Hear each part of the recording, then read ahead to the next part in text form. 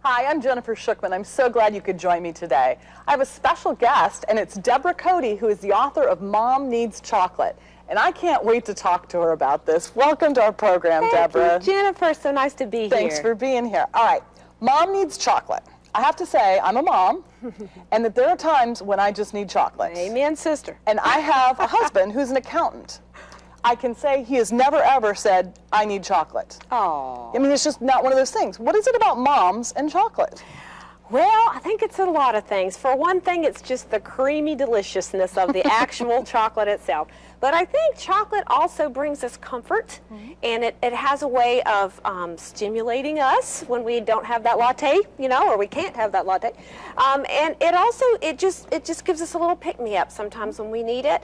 And I think those are all not bad things. They're not necessarily things that we need to avoid. They're things we need as women because we're wired that way. And I think Papa God actually can give us those things too if we just think to look to Him when we need them. So do moms need this more than accountants or engineers, or is there something special? Do you think that we need more pickups? Is there something about having kids, raising them? Or? Well, yes, to all of the above, but I have been told by many men, I get lots of letters from men who say their wives leave Mom Needs Chocolate in the bathroom, which, you know, is kind of like makes me feel like a potty writer, but because the chapters are short, intentionally for moms to get those little quick, you know, devotional spurs when they need it, the dads write me and say, you know, I'm insulted that you just say Mom needs chocolate. Dads need chocolate too. So I think some do, you know, and I'd not want to say it's a gender thing because I know I'll get blasted if I do. We all need chocolate at some We point. do. Well, it's interesting you say that because your chapters are short. It's almost like they're a little bit of chocolate. It's just a very short read. There's a lot of them, but they're very short. Was that intentional? Yes, it was. It was. I had a reader say, and I really liked this. She wrote and said, you know, I love this. It's like little snippets of truth, gift wrapped in chocolate. And, you know, and I like that. And that's what I want it to be. They're not all hilarious, ha-ha funny, because I'm very real. And I address a lot of topics that women in general deal with. Depression, wanting to strangle your children. I call that the guppy technique of child rearing, where you devour your young.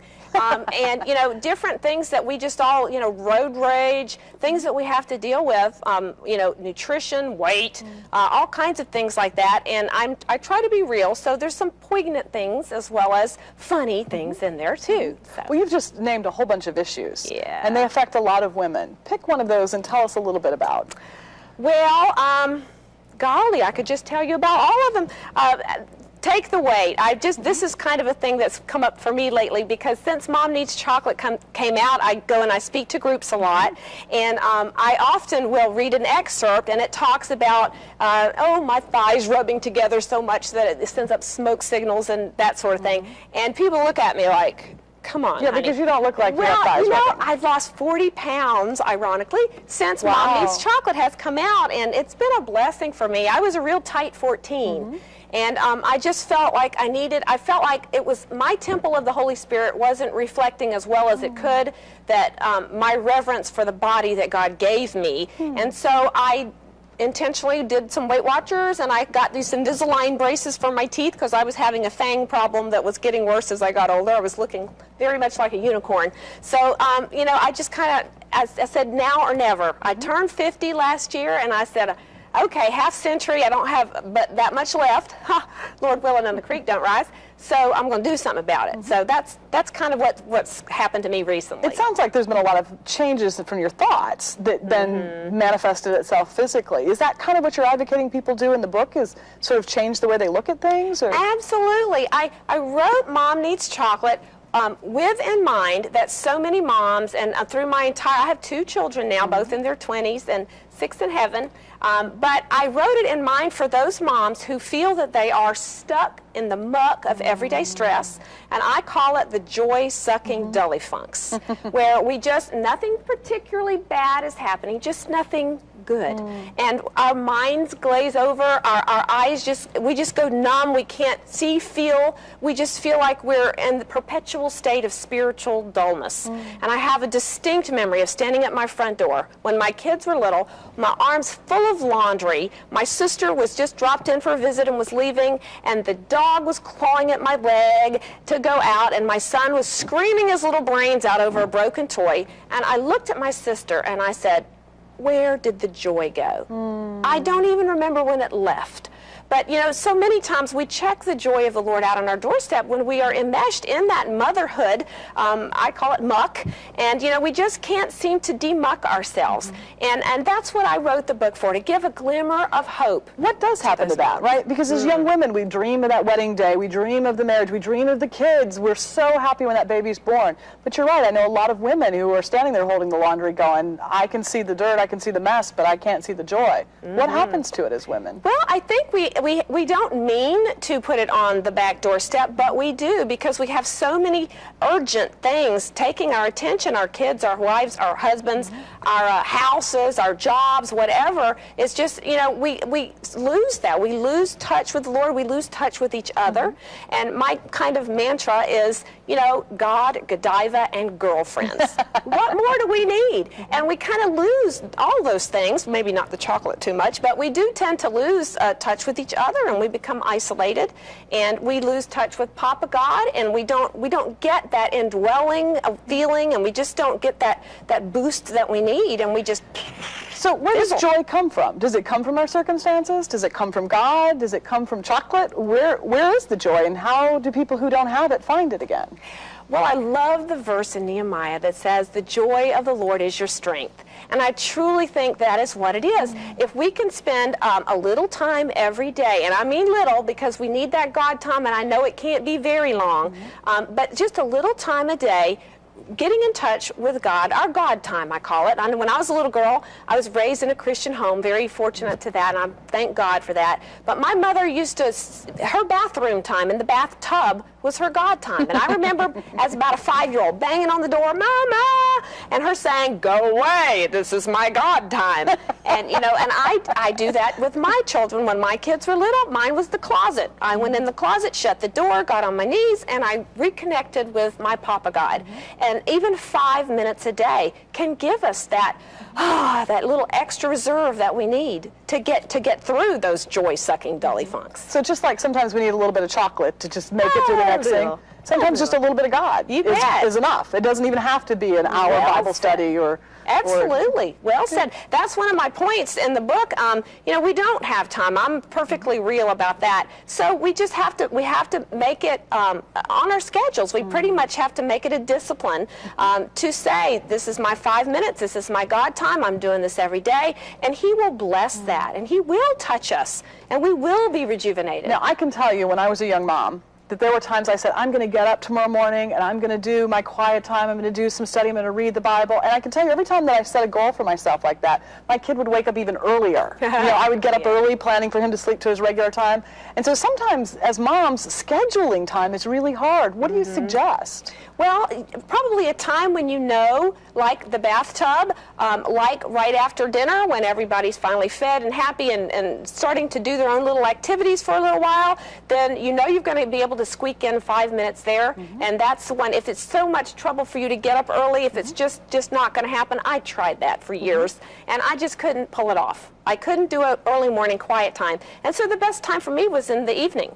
And you just have to discern what's best for you. Look at your own schedule. So just because the pastor at church says everybody should get up a half an hour earlier and do that may not be the best thing for a mom. Not best thing for, if you know that you're going to hear a scream any second, that's probably not the time to do it. So it's a matter of finding that time. Exactly. And then planning for it, like you say. There's some ritual in your day where you can steal away for a few minutes.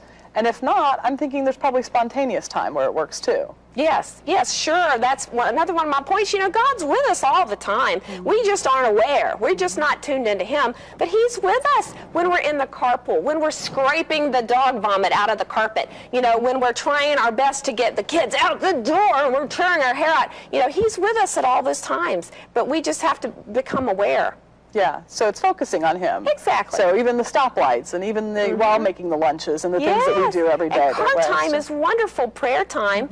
When the kids are busy chatting and carpool, or you know, when you're stopped at a red light, you've just dropped them off. That's when I always got my best prayer time in. I even kept my little prayer list stuck in the little place. There's a little in my car. There was a little pull-out thingy that you would, you know, have the cigarette lighter and all that, and I would keep my little prayer list in there and pull it out and right there, anytime you need it.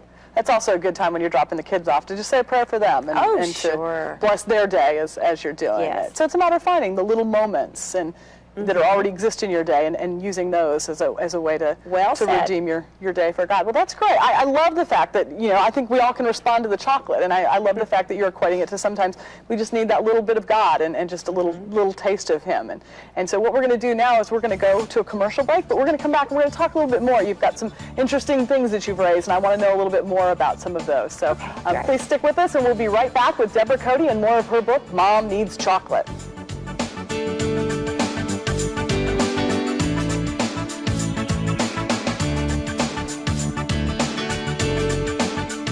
Thanks for joining us again. I'm here with Debora Coty, and we're talking about her book, Mom Needs Chocolate. And Debora, we've talked a lot about some of the funnier things that happen in being a mom and just finding moments and those kinds of things. But earlier you mentioned some difficult times too.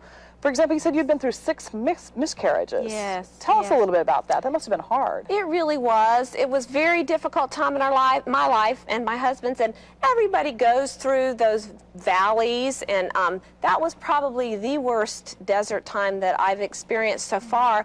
But it was about 2 years after, during the period of time after actually between the 5th and the 6th miscarriage that were the worst. And I really went through a time where I didn't want to be near God. I didn't want to pray. I didn't want to go to church. I felt wounded, and I felt deserted. And all my prayers felt like they just were bouncing off the ceiling. I just couldn't seem to get through. And, it was during that time that several things happened that were that I even talk about in the book, under the chapter, The Lion, the Itch, and the Wardrobe. One of those was I went to a zoo, and it was during a work day. I've been an occupational therapist for 30 years, and I had on a white uniform, and it was during lunchtime. So I went to this zoo, and I thought, this is going to be a little pick-me-up. I've got to do something here to get out of this. And my husband was also very depressed at that point. He didn't have a job, and finances were really tight as well. So I felt like the walls were closing in. So I went to the zoo, and at that time, the animals were still in cages. Well, I made my way to the... Hopefully they still are. Yeah, well, now they're in those nice enclosures, but back then they were in the cage where you could get right up within 5 feet of the cages. So I went to the lion's cage, and there were lots of people standing around, and right as I walked up, there were 2 females kind of lounging lackadaisically on their little platform things, and a male just to the side in another cage. And one of those females just woke right up like I couldn't understand it, and she looked right at me and zeroed in, and she went crazy. She went ballistic. She hated my guts. She wanted to eat me for lunch. She was coming through, she was lunging herself through the bars at me, trying to get me, and howling and screaming and making a fuss, and everybody backed up, and this little boy there said, "What did you do to her, lady?" And I don't know. And she was just after me. And it was just the strangest thing. So I kind of backpedaled and went away and watched the otters cavort for a while. And I thought, that was just too weird. I've got to go check that out again and see what that was all about. It must have been my vivid imagination.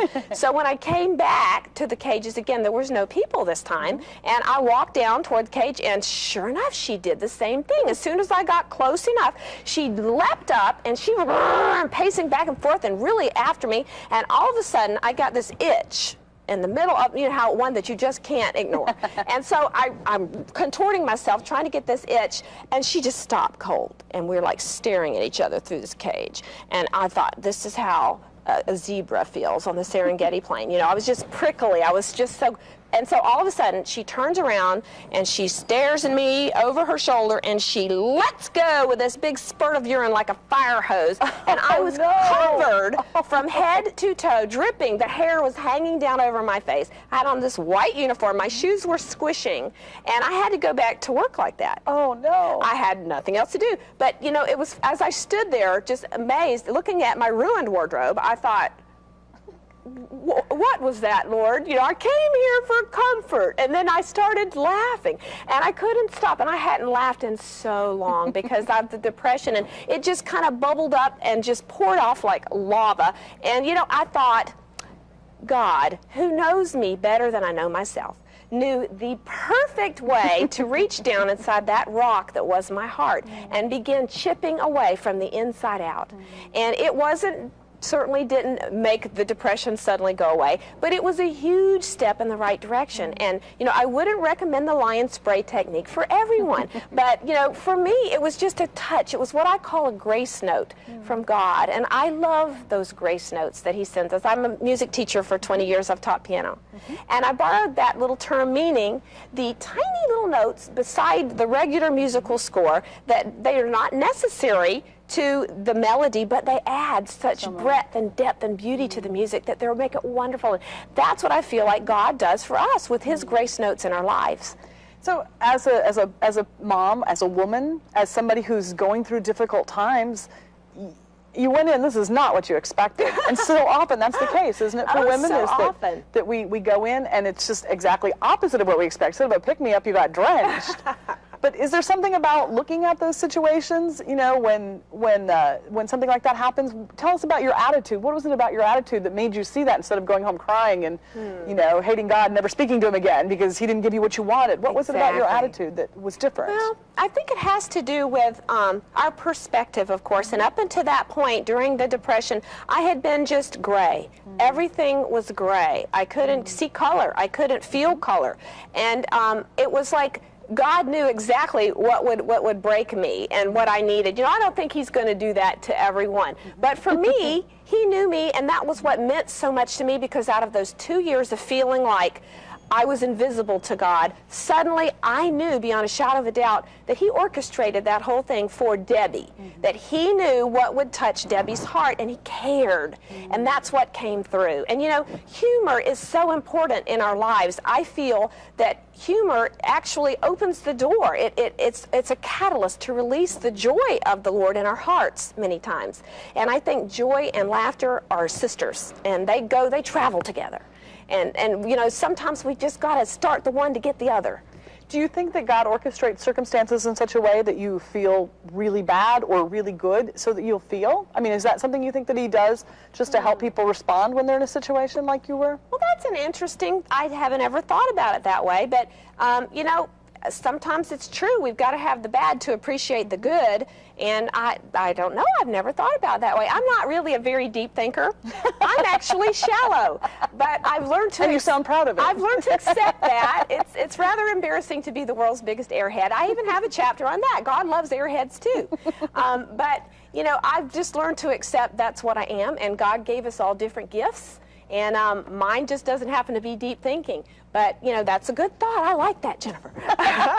Obviously, we don't need deep thoughts for everything, right? Because we all need pick-me-ups. We all need chocolate. We don't always need potatoes and steak. So I wouldn't say that that's necessarily a bad thing, if indeed you are, which I don't know that you've proven yet either today. So we may have to keep working for that. But tell me one of your favorite stories from the book. There's something in the book that you've really enjoyed and one of your favorite to tell about. You've got a lot of stories in here. Well, I guess one of my favorites, and it was adorable, my daughter was about 8. And we went to a small church at that point, and we didn't have children's church. And so if the kids were about 5 or 6, they went into big church with the grown-ups. And I had noticed her doodling and dreaming and playing and doing everything but listening. And so one morning, on Sunday morning, on the way to church, I gave her the lecture on listening. This is what we do. You're a big girl. You're big enough to listen to the pastor. So we get to church, and we had a visiting minister. And he was quite proper and very pious. And during the offertory, he lifted his hands toward heaven and said, "Lord, without you we are but dust. And my little pumpkin, who was listening, piped up in her little girl voice so everyone could hear and said, "Mommy, what is butt dust?" Oh, yeah. So, you know, we have to learn to roll with those punches when our kids are little. Yeah, sometimes our theological understanding is like that, too, exactly. isn't it? What is butt dust? But, yeah. We're so focused on the wrong thing, and really God's trying to tell us something totally different, but we've totally missed it. We're all spiritual airheads sometimes. Absolutely. When it comes to that. That's a great story. Thank you. Now, you do a lot of speaking I do. and talking to women and just sharing some of the things that are on your heart and some of the things that are in the book. I do. I mentioned that, you know, we have our own gifts. We each have our own, and for years, that was a problem for me, trying to figure out what my gift was. I knew it wasn't hospitality, because I'm terrible at hospitality. Well, I'm not what it is with the hospitality gift either. But we want to hear more about how you came to know about what your gift is and what it is when we get back from this commercial break. So we'll look forward to hearing that. We are talking with Debora Coty, who has written Mom Needs Chocolate, and she's just had some great stories to share with us, and we're looking forward to having you tell us a little bit more about how you came to know this is what you were supposed to be doing. So thank you for being with us, and please come back. We've got just a little bit more, so stay tuned for more of Debora Coty and Mom Needs Chocolate.